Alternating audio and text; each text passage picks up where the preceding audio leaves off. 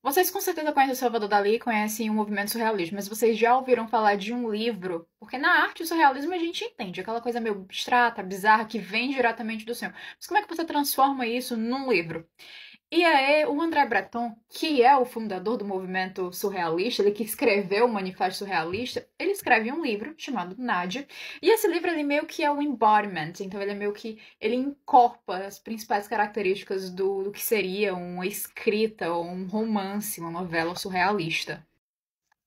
E assim, não entendi nada, mas vamos lá falar sobre esse livrinho. Acho que a primeira coisa que eu preciso dizer aqui foi um livro escrito no período entre guerras, então isso é uma coisa bastante significativa e relevante já para o próprio movimento surrealista, já que os surrealistas eles acreditavam que a guerra ela era um resultado do racionalismo. Então a gente deveria abolir esse racionalismo e voltar para um estado mais primitivo ou para um estado mais inconsciente. E eu tô aqui com meu diário de leituras para poder ir falando. E esse retorno ao inconsciente ele vai se manifestar de uma forma a deixar o pensamento fluir de maneira livre, sem que você de fato pense sobre o que você está pensando. É literalmente é quase um processo de fluxo de consciência, mas é um pouquinho diferente. Uma coisa interessante é que Nadia, essa palavra, ele é o começo de um termo russo que significa esperança.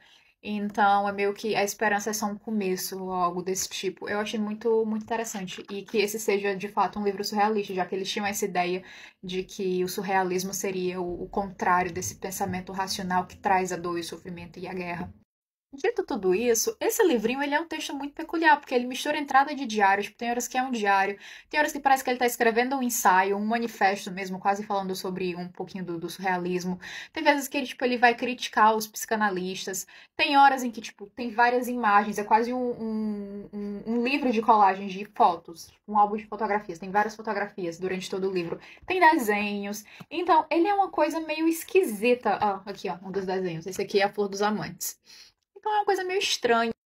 Por conta dessa questão do pensamento mais livre, tem uma parte em que o narrador fala as coisas como se a gente soubesse o contexto. E eu fico, querido, o que você quer dizer com isso? Eu não sei, eu não estava lá presente no dia, porque ele vai narrando coisas que aconteceram com ele, né, supostamente de memória, porque tem esse formato diário. E eu fico, querida, eu não estava lá, eu não sei o que rolou, me conte. E ele não te conta, você fica aí pra imaginar o que é que acontece. E a verdade é que esse livro ele vai falar sobre a obsessão que o narrador ele se confunde com a voz do André Breton, tá? Que o narrador e o André Breton eles estão muito próximos. Tem pela Nádia, que é uma mulher extremamente misteriosa, extremamente estranha e que ela é diferente. Diferente no caso, eu acho que ela tem algum tipo de distúrbio mental. Eu até falo no final que ela é mandada pro manicômio. Mas enfim, é um livro interessantíssimo de ler, ele acaba sendo como um desafio e tira a gente do nosso lugar comum, da nossa zona de conforto de leitura.